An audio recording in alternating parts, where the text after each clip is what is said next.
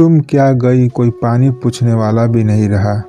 सुनो, इतना समय बाद घर जा रहे हैं तो आपके माँ बाप की भी ख्वाहिश होगी कि बेटा बहू कुछ लेकर आएगा।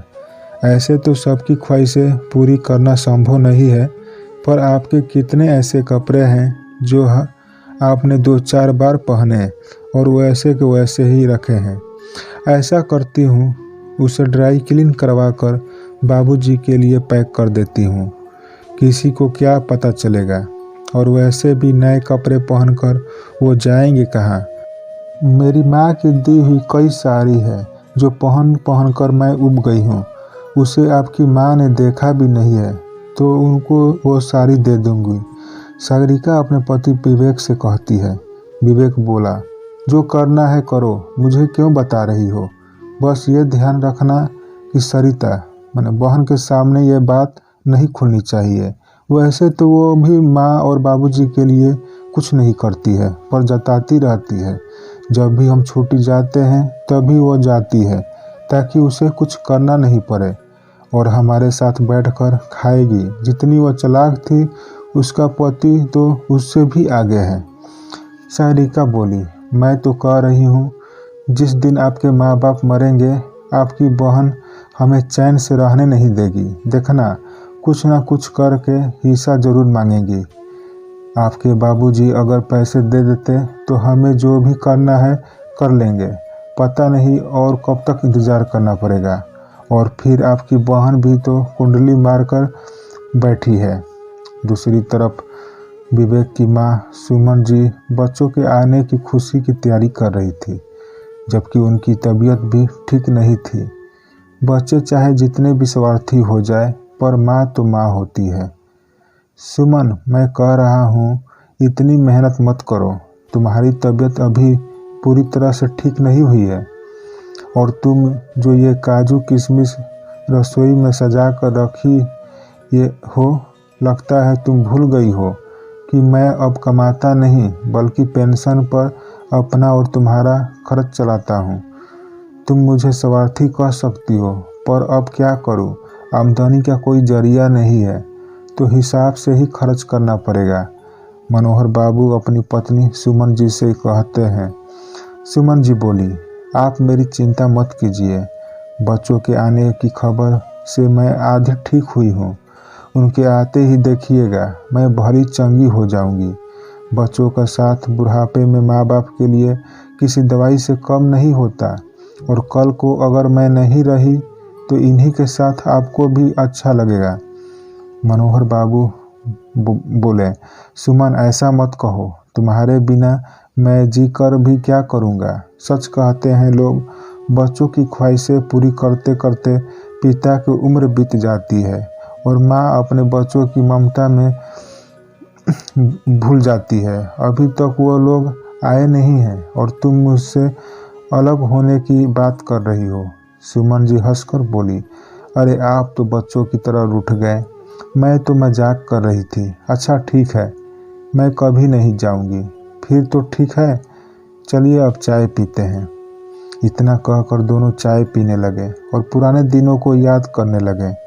समय बीता, करीब 11 बजे बेटा और बहू बच्चों के साथ आए। सुमन जी ने बड़े प्यार से सबको खाना परोसा।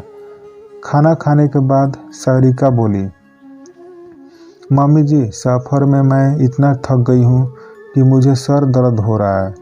आप बुरा ना माने तो मैं थोड़ी देर आराम कर लूँ। सुमन जी बोली, हाँ हाँ बहू, जाओ आराम कर लो। सागरिका झट से बड़े वाले कमरे में अपना सामान रखी और फैल कर सो गई। 2-3 घंटे बाद ही सरिता अपने परिवार के साथ पहुंची। आते ही भाभी को बड़े वाले कमरे में आराम करता देख आग बबूला हो गई और माँ से शिकायत की। भाभी के ऐसे फैलकर सो रही है जैसे यह पलंग उनके मायके से आया था। सुमन जी बोली, बेटा, वह तुम्हारी भाभी है और ये तुम्हारा मायका है। सब मिलजुल कर रहो। कुछ दिनों के लिए तो आती हो और कमरे से क्या फर्क पड़ता है। सरिता गुस्से में बोली, आपको फर्क नहीं पड़ता, पर मुझे पड़ता है।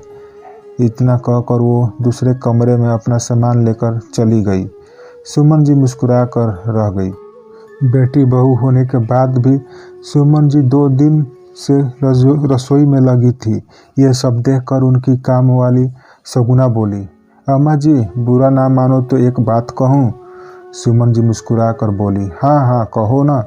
वो बोली, अम्मा जी बेटी बहू सब घर में है, फिर भी रसोई में आप ही लगी रहती हो।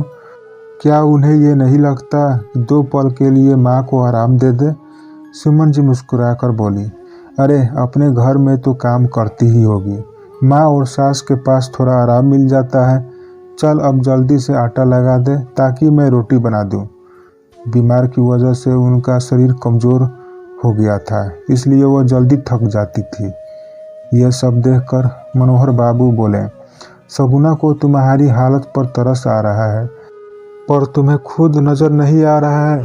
थोड़ा तो आराम कर लो सुमन, अभी तुम्हारा शरीर कमज़ोर है। सुमन जी मुस्कुराकर बोली, मैं बिल्कुल ठीक हूँ जी, और ये सगुना बेकार में मेरे लिए परेशान हो जाती है और आपको भी परेशान कर देती है। आप जाइए बच्चों को बाहर घुमाकर ले आइए, तब तक खाना तैयार हो जाएगा। मनोहर बाबू चुपचाप चले गए। एक रोज़ मनोहर बाबू विवेक से बोले, तुम्हारी माँ की तबीयत अक्सर ख़राब हो जाती है, मैं सोच रहा था तुम्हारे शहर ले जाकर अच्छे से इलाज करवा दूं। आखिर पता तो चले कि आखिर ये इतनी कमज़ोर कैसे हो रही है। विवेक सागरिका की तरफ देखा। सागरिका ने इनकार में इशारा किया। विवेक बोला, पापा कहाँ दिल्ली में धक्के खाते रहिएगा, और आपको क्या लगता है दिल्ली में डॉक्टर सस्ते हैं। अरे सरकारी अस्पताल में अगर पैसा कम लगता है तो चक्कर भी बहुत काटने पड़ते हैं। इससे अच्छा आप माँ को सरिता के साथ बेंगलुरु क्यों नहीं भेज देते, वहाँ बहुत अच्छे अच्छे डॉक्टर होते हैं। सागरिका झट से बोली, हाँ पापा जी, वैसे भी हम किराए के मकान में रहते हैं, आप लोगों की कितनी दिक्कत हो जाएगी। दीदी ने तो बेंगलुरु में अपना बहुत बड़ा मकान ले लिया है, बेहतर होगा आप मम्मी जी को वहाँ दिखा दीजिए, और वैसे भी उस मकान के लिए अपने दीदी को अच्छी खासी रकम भी तो दी थी। तभी सरिता वहाँ आई और बोली, भाभी मुझे क्या मिला इसकी गिनती तो आप बहुत करती हैं, अपना कभी नहीं बताती हैं कि आप जानबूझकर घर नहीं लेती हैं ताकि कोई आपके घर आकर रहे। और दिल्ली में भैया ने इतना बड़ा प्लॉट क्या अपने पैसे से ले लिया, मुझे बेवकूफ़ मत समझो। इतना कहते हैं दोनों ननद भाभी ने बहस हो गई। मनोहर बाबू बोले, विवेक सरिता तो बचपन से बहुत जिद्दी है, बेटा तुम तो अपनी माँ की हालत देखो, मुझे बहुत डर लगता है कहीं उसे कुछ हो न जाए। विवेक बोला, पापा आप माँ की कुछ ज़्यादा ही चिंता करते हैं, बुढ़ापे का शरीर है, सब तो होता ही रहता है। बहुत रात हो गई है, वैसे भी हमें कल निकलना है, अगली बार आएंगे तो सोचेंगे। मनोहर बाबू बोले, अगली बार पता नहीं कौन रहे ना रहे। विवेक बोला, इतना मत सोचो, जिसे जाना होता है वो चला ही जाता है, माँ को कुछ नहीं होगा। इतना कहकर अपने कमरे की तरफ चला गया। पिता बेटी की तरफ उम्मीद भरी नज़रों से देखे। दामाद कुछ कहते इससे पहले ही सरिता बोली, चलिए जी, हमें भी तो कल शाम में निकलना है, मैं तो कहती हूँ भाई के साथ हम भी निकल लेंगे। इतना कहकर वो भी अपना पल्ला झाड़ कर निकल गई। दूर बैठी सुमन जी सब सुन रही थी, अंदर ही अंदर मानो टूट रही थी। जैसे ही मनोहर बाबू सामने आए, सुमन जी बोली, आप कितनी भी कोशिश कर लो, मैं आपसे दूर नहीं जाऊंगी, और मुझे नहीं करवाना इलाज, मैं तो आपके साथ ही रहूंगी। इतना कहकर सुमन जी आराम करने चली गई। अगले दिन पूरा घर खाली हो गया। दोपहर में सुमन जी बोली, सुनो जी, मेरा दर्द बहुत बढ़ गया है, कोई दवाई ला दो, अब बर्दाश्त नहीं हो रहा।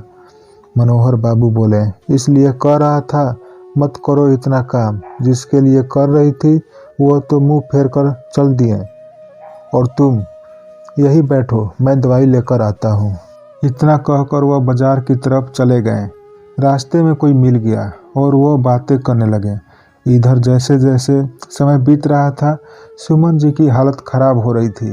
बार बार उनके दिमाग में यही ख्याल आ रहा था कि आज उनके बच्चों उनसे पल्ला झाड़ रहे हैं। उनके जाने के बाद मनोहर बाबू का क्या हाल होगा, न जाने उनके दिमाग में क्या आया। उन्होंने मनोहर बाबू को फ़ोन किया। वे बोले, क्या हुआ सुमन, दर्द ज़्यादा हो रहा है? मैं बस थोड़ी देर में आ जाऊंगा। सुमन जी बोली, नहीं नहीं, लगता है थोड़ी देर में दर्द हमेशा के लिए ख़त्म हो जाएगा। बस मुझे आपकी चिंता हो रही है। मनोहर बाबू समझे नहीं।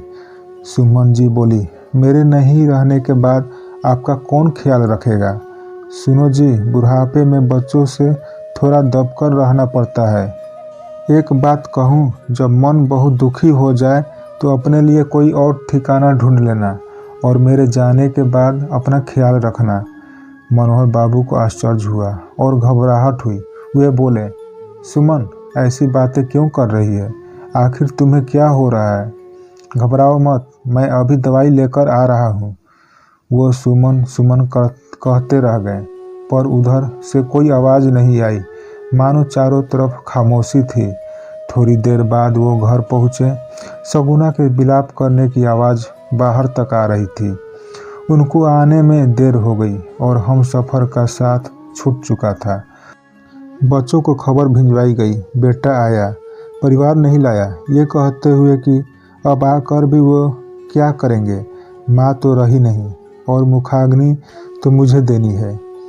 बेटी भी 2-3 रोज रुकी और माँ की जितनी महंगी साड़ियाँ थी उठा कर ले गई। क्रियाक्रम खत्म हुआ। बेटा भी अपना सामान बांधा और निकल गया। पलट कर ये नहीं देखा कि पिताजी अकेले कैसे रहेंगे। धीरे धीरे समय बीतने लगा। 1 हफ्ते तो लोगों के आने जाने में निकल गया। बेटे बहू पहले हफ्ते में एक बार फ़ोन करते थे और कुछ ना कुछ पैसे मांगते रहते। जब उन्होंने देखा कि पिता के पास अब इतने पैसे नहीं हैं तो उन्होंने इनकी खबर लेना तक जरूरी नहीं समझा। एक शाम मनोहर बाबू सुमन जी की तस्वीर के सामने बैठे थे और बोल रहे थे, आज न जाने क्यों रोने को दिल कर रहा है। सुमन, तुम बहुत याद आ रही हो। तुम क्या गई, मैं तो अनाथ हो। तुम्हारे जाने के बाद कोई पानी पूछने वाला नहीं है मुझे। बहुत समय बीता। बेटा आया और घर बेचने की बात की, पर मनोहर बाबू तैयार नहीं हो रहे थे, क्योंकि उस घर में सुमन जी की यादें बसी थी। गुस्से में बेटे ने आना ही छोड़ दिया। अब तो बस सगुना का सहारा था। बेटे को फ़ोन करते तो वो उठाता नहीं था। एक रोज़ वो सगुना से कह रहे थे, कल सुमन का साथ था, पर आज मैं बिल्कुल अकेला हो गया। एक उसकी यादें हैं जो मुझे हौसला देती है, बाकी बच्चों ने तो मुझे छोड़ ही दिया। सगुना बोली, साहब, आप अपने बेटे के साथ क्यों नहीं रहते हैं? यहाँ अकेले रहते हैं। मैं तो बस 2-3 घंटे के लिए आती हूँ और काम करके चली जाती हूँ। आपका समय कैसे कटता है? मनोहर बाबू बोले, सगुना, बेटा अगर साथ ले जाने की बात करता तब तो मैं जाता। वह शहर में है, अपने परिवार के साथ रहता है। मेरे कारण उससे वहाँ दिक्कत होगी। इतना कहते ही वो फुट फुट कर रोने लगे। एक शाम मनोहर बाबू ने बेटे को फ़ोन किया और उसने उठाया नहीं तो सगुना बोली, साहब, क्या बुढ़ापे में हर किसी को ऐसे ही कष्ट होगा? क्या बच्चे माँ बाप की तकलीफ़ कभी समझेंगे नहीं? चलिए, मैं तो चलती हूँ, 7 बज गए हैं। रात का खाना टेबल पर रख दी हूँ। मनोहर बाबू ने हाँ में सर हिलाया और वो चली गई। तभी बेटे का फ़ोन आया और वो बोला, पापा कैसे हैं? मनोहर जी बोले, मैं ठीक हूँ बेटा, तुम सब कैसे हो? बेटा बोला, आपने फ़ोन क्यों किया था? मैं मीटिंग में था। मनोहर जी बोले, आज तुम्हारी माँ की बहुत याद आ रही थी। क्या तुम्हें याद नहीं आती? आज उसकी पुण्यतिथि थी, इसलिए फ़ोन किया था। बेटा बोला, पापा 4 साल हो गए हैं उस बात को, क्या हर साल शोक मनाता रहूं? मुझे और भी काम है। और जहाँ तक याद करने की बात है वो आप कर तो रहे हैं। कोई ज़रूरी बात हो तभी फ़ोन किया कीजिए, नहीं तो मैसेज कर दीजिए। और फ़ोन रख दिया। मनोहर बाबू अपनी पत्नी की फ़ोटो की तरफ देखकर बोले, सुमन तुम मुझे छोड़ गई, तुमने अच्छा नहीं किया। कल तुम साथ थी तो सब अच्छा लगता था, आज मैं बिल्कुल अकेला हो गया हूँ। मनोहर बाबू सगुना की बात पर गौर करने लगे और इसी तरह वो हर रात अपनी पत्नी से बातें करते थे। मनोहर बाबू ने एक शाम हिम्मत करके घर के नीचे उतरे। अपने जैसे कई लोगों को देखकर उनका मन और दुखी होता और सगुना की बात पर सोचने को मजबूर हो जाते। कुछ दिन हुए उनकी तबीयत ठीक नहीं चल रही थी। बेटा बेटी से बात करना चाहते थे तो हाल चाल लेकर फ़ोन रख देते थे। एक शाम मनोहर बाबू ने एक कागज़ पर अपनी बची कुची सारी संपत्ति वृद्ध आश्रम के नाम लिख दी, ताकि जो तकलीफ़ उन्हें हो रही है किसी और को ना हो। जब सगुना खाना बनाकर जाने लगी तो बोले, सगुना आज तुम घर बाहर से बंद कर दो। वो बोली, क्यों साहब? मनोहर बाबू बोले, बस ऐसे ही, शायद मेरा मन ना हो सुबह खोलने का। आज मैं तुम्हारी अम्मा जी से खूब बातें करूँगा, हो सकता है देर तक सोता रहूँ। उसे अजीब लगा पर उसने बात मान ली और बाहर से दरवाज़ा बंद करके चाबी वही मैट के नीचे रख दिया और चली गई। मनोहर बाबू खाना खाकर लेट गए और पत्नी की फ़ोटो की तरफ निहारने लगे और बोले, आज तुम्हारी बहुत याद आ रही है, न जाने क्यों बहुत थकान सी महसूस हो रही है। तुम होती तो बोलती, लाइए मैं पैर दबा देती हूँ, मैं सर दबा देती हूँ, और मुस्कुराते हुए आंखें बंद कर ली। अगली सुबह 8 बजे जब सगुना आई तो उन्होंने दरवाज़ा नहीं खोला तो उसे याद आया कि साहब बोले थे, तो उसने चाबी निकाली और दरवाज़ा खोला। मनोहर बाबू अपनी पत्नी की तस्वीर को सीने से लगाए सो रहे थे। सगुना बोली, साहब उठ जाइए, सुबह हो गई, आज कितना सोएंगे? पर उसे कोई जवाब नहीं मिला। चैन की नींद सोने वाले कब उठ पाए हैं जो वो उठेंगे। जिसके लिए वो रोते थे उसके पास चले गए। सगुना भागकर पड़ोस में सबको बताई। फिर सबने उनके बेटे को खबर दी। बेटे के आने से पहले पुलिस आई। पुलिस को उनके टेबल पर एक कागज़ और लिफाफे में कुछ पैसे मिले। बेटा शाम तक आया। पुलिस ने सबके सामने लिफाफा खोला और चिट्ठी पढ़ी जिसमें लिखा था, सगुना तुमने मेरी बहुत सेवा की है। सुमन के बाद तुम ही थी जो मेरा ख्याल रखती थी। मैं तुम्हें क्या दे जाऊं? ये 1 साल की पगार और मेरी अंतिम संस्कार के लिए पैसे तुम्हें दिए जा रहा हूं। और हाँ, तुम्हारी अम्मा की साड़ी और एक पायल निशानी के तौर पर तुम्हें दे रहा हूँ। मेरे ये घर और पैसे मैं वृद्ध आश्रम के नाम कर रहा हूँ। मेरे बच्चों का ना मुझ पर ना मेरी संपत्ति पर अधिकार है। अगर हो सके तो मेरा अंतिम संस्कार भी तुम ही कर देना। सभी लोगों की नज़रें विवेक और सरिता पर गई। वहाँ खड़ी औरतें कहने लगी, जब औलाद ऐसी हो तो भगवान किसी को औलाद न दे। ये औलाद नहीं, जोक है जो बस माँ बाप का खून पीते हैं। मनोहर बाबू की इच्छा के अनुसार सब कुछ हुआ। बेटे बेटी के हाथ कुछ ना लगा। सबने यही कहा, ऊपर वाले की लाठी में आवाज़ नहीं होती। जो उन्होंने अपने माता पिता के साथ किया उसका फल मिलेगा और आगे चलकर वैसा ही हुआ। मित्रों, हम जब किसी के साथ बुरा करते हैं तो शायद ये सोचते नहीं हैं कि आगे चलकर हमारे साथ भी कुछ ऐसा ही हो सकता है। अगर आपने आने वाले कल को सुधारना चाहते हैं तो अपनी गलती को सुधारें और उन्हें गले से लगाएं। दोस्तों, स्टोरी कैसी लगी कमेंट बॉक्स में ज़रूर बताइएगा और चैनल को सब्सक्राइब कर दीजिएगा। बाय बाय, धन्यवाद।